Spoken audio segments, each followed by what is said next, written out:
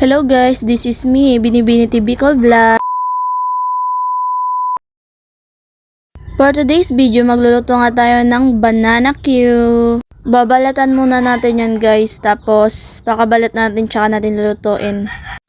Masarap yan guys, kumbaga sa Bicol masiramon yan. Di pungal na siram, kung sa Ilocano naimas. Naimas tilutuik. Kung sa Tagalog, masarap na lulutuin.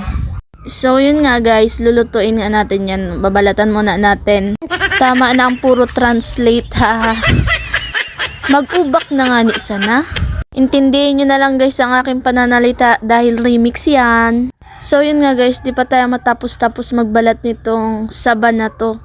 Sobrang dami kaya ay. Sobrang dami, oo yun. Patapos na nga tayo dyan magbalat guys, tapos magsisindi na ako dyan ng gasol para makapagluto na tayo ng banana.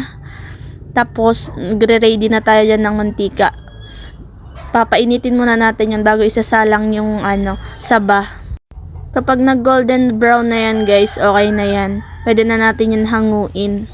Di pungal na Tagalog yan. Di na magkakuruha kung ano bagang pakatagalog yan ay. Ralawi baga kita, di pungal yan. Pagpasensyahan nyo na dyan yung kawali natin at sobrang itim ng puwet nyaan.